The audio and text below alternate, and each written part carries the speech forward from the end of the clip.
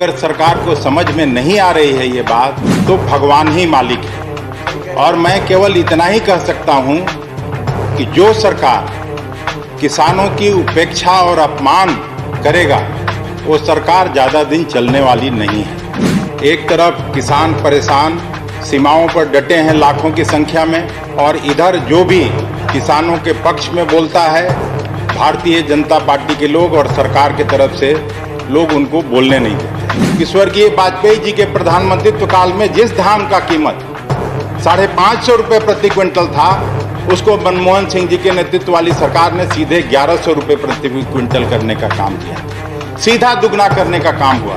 जो 620 रुपये प्रति क्विंटल गेहूं का कीमत था, उसको हम लोगों ने 1240 रुपये प्रति क्विंटल करने का काम किया था। और केवल यही नहीं, वाजपेयी जी के प्रधानमंत्रित्व काल में बैंकों से किसानों को इंटरेस्ट मिलता था 10% पर, और जो पूंजीपति और व्यवसायी लोग जब गाड़ी खरीदने जाते थे तो उनको मिलता था 8% पर ऋण। जहां एपीएमसी एक्ट सबसे पहले नीतीश कुमार जी ने समाप्त किया था, और आज वहां 1 एकड़ में किसानों की आमदनी कितनी है?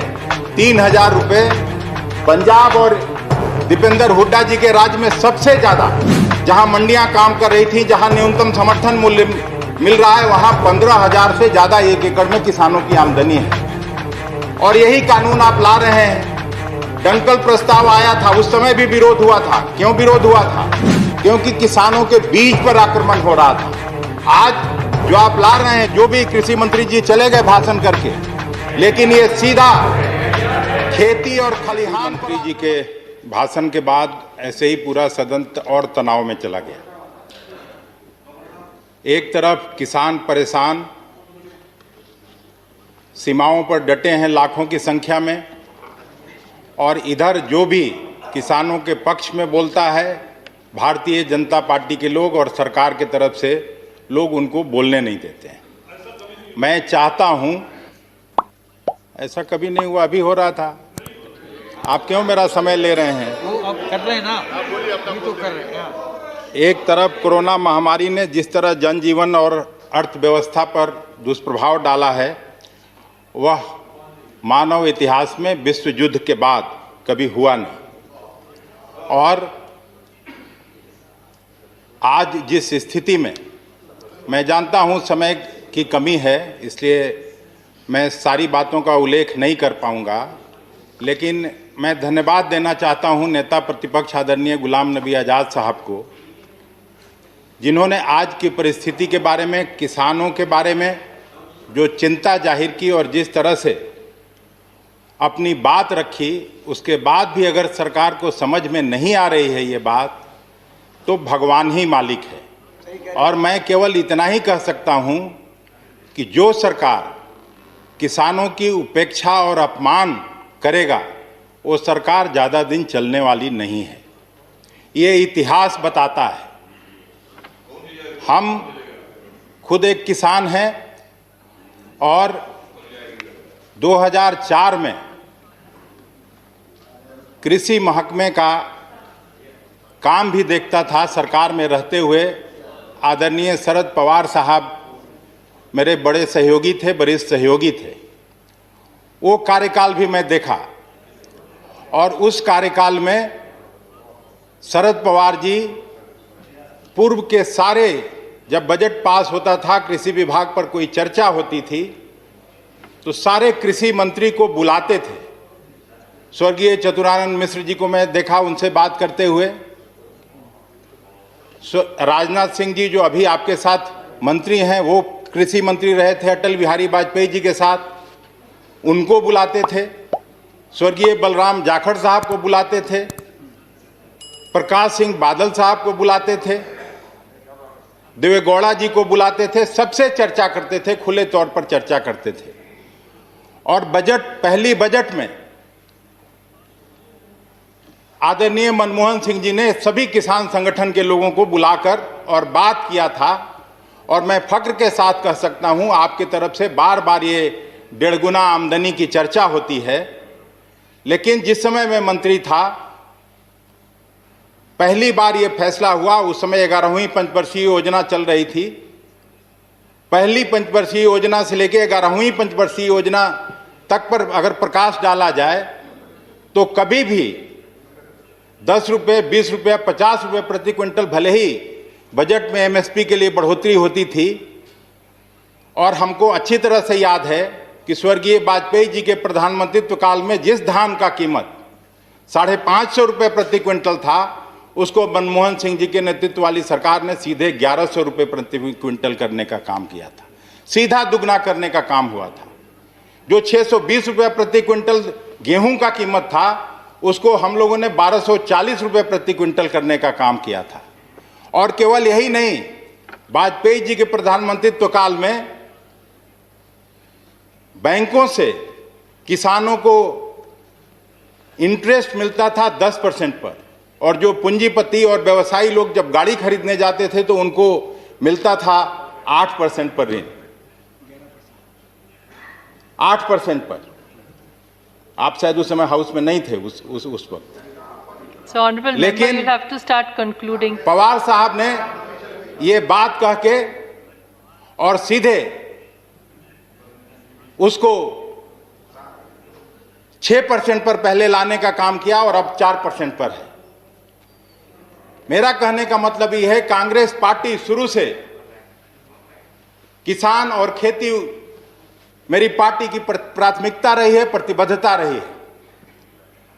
और हम आपको कहना चाहते हैं, कुछ साथी, हम जानते हैं समय कम है, जहां एपीएमसी एक्ट सबसे पहले नीतीश कुमार जी ने समाप्त किया था, और आज वहां 1 एकड़ में किसानों की आमदनी कितनी है? 3000 रुपये। पंजाब और दीपेंद्र हुड्डा जी के राज्य में सबसे ज्यादा, जहां मंडियां काम कर रही थी, जहां न्यूनतम समर्थन मूल्य मिल रहा है, वहां 15,000 से ज्यादा 1 एकड़ में किसानों की आमदनी है। और यही कानून आप ला रहे हैं। दंकल प्रस्ताव आया था, उस समय भी विरोध हुआ था। क्यों विरोध हुआ था? क्योंकि किसानों के बीज पर आक्रमण हो रहा था। आज जो आप ला रहे हैं, जो भी कृषि मंत्री जी चले गए भाषण करके, लेकिन ये सीधा खेती और खलिहान पर आक्रमण है। इसमें आप बरगला नहीं सकते हैं। Please address the chair, honorable member. Please address the chair. किसान पर and you will have आक्रमण to start करेंगे तो concluding. किसान खड़ा होगा। और इसी का जिक्र किया था उस दिन। पिछले बार भी जब आपकी सरकार थी तो आप लैंड एक्विजिशन बिल लाए थे, जमीन अधिग्रहण का बिल लाए थे, और उस समय भी जब किसान खड़ा हुआ तो आपको बिल वापस लेना पड़ा था। आप अहंग और अहंकार की लड़ाई कांग्रेस पार्टी से जरूर लड़िए, विपक्ष की पार्टियों से जरूर लड़िए। हो सकता है राहुल गांधी जी ने पहले ट्रैक्टर रैली कर लिया हो पंजाब में, उनसे आपको समस्या हो सकती है। आप इधर के नेताओं का सिक्योरिटी कम कर लीजिए, जितना कम करना हो, कोई समस्या नहीं है। घर खाली करवा लीजिए प्रतिपक्ष के नेताओं का, कोई समस्या नहीं है। लेकिन किसानों का खेत और खलिहान पर आक्रमण करना बंद करिए, नहीं तो एक बार जब ये किसान खड़ा होगा तो शासन चलाना आपके लिए मुश्किल होगा। ये बात मैं आपको कहना चाहता हूँ। Thank you. Sir, your time is over. In fact, there are 2 minutes. Bihar का फैक्ट तो रख लेने दीजिए। मैं sorry, but time doesn't allow. The schedule doesn't allow. 2 minute.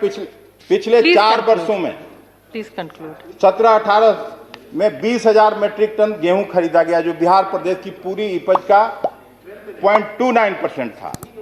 18-19 में 17,504 मेट्रिक टन गेहूं की खरीद हुई थी, प्रदेश की पूरी उपज का 0.27% था। 2019-20 में 2,815 मेट्रिक टन गेहूं खरीद हुई, जो कि पूरी उपज का 0.4% था। 2020-21 में अभी तक केवल 5,000 मेट्रिक टन गेहूं खरीदा गया है। बिहार प्रदेश इस वर्ष पूर्ण उपज का 0.81% है। न्यूनतम समर्थन मूल्य पर खरीद में कमी एक बहुत बड़ा कारण प्रदेश प्रोक्योरमेंट में सेंटर की कमी है। और ये केवल मैं नहीं कर रहा हूं, वहां के कृषि विभाग के जो सचिव हैं, उन्होंने भी भारत सरकार को चिट्ठी लिखी है और चिट्ठी में ये बातें स्वीकार की है कि वहां मिलिंग फैसिलिटीज नहीं है, वहां प्रोक्योरमेंट सेंटर नहीं है। और 2004 में मैं आपको कह सकता हूं दावे के साथ कि पहली बार जब हम लोग यूपीए 1 की सरकार थी तो एफसीआई ने सबसे ज्यादा रिकॉर्ड खरीदारी 15 लाख मीट्रिक टन धान की थी और वही आज तक का रिकॉर्ड है। आप पता कर सकते हैं कहीं भी, जबकि वहां 70 से 80 लाख मीट्रिक टन धान का मार्केटेबल सरप्लस है। जो मार्केटेबल सरप्लस गेहूं का है उसका आपको हमने ब्यौरा दिया है। इसलिए हम आपको कहना चाहते हैं कि एपीएमसी का सबसे पहला प्रयोग बिहार में हुआ और बिहार में सबसे ज़्यादा माली हालत अगर पूरे देश में कहीं किसानों की है तो वो बिहार की है, जहां के नीतीश कुमार जी मुख्यमंत्री हैं और डबल इंजन की सरकार आपके साथ पिछले 15-16 साल से वहां चला रहे हैं। तो पूरे देश का क्या होने वाला है इस बात का अंदाजा लगाया जा सकता है। अंत में आप भाषण कितना भी कर लीजिए, लेकिन वास्तविकता से नहीं भाग सकते और वास्तविकता यही है कि किसान आपकी मंशा और मंसूबा अच्छी तरह से समझ चुके हैं और इसीलिए लाखों की संख्या में दिल्ली को घेरा और डेरा डालकर बैठे हुए हैं। और जब तक इन तीनों किसानों बिलों को आप वापस नहीं लेंगे तब तक किसान हटने वाले नहीं हैं, वो वैसे ही डटे रहेंगे और हम उनके सपोर्ट में हैं। और पूरा 16 पार्टी उस समय भी जब आप कानून ला रहे थे, चर्चा कर रहे थे, तब भी हमने कहा था।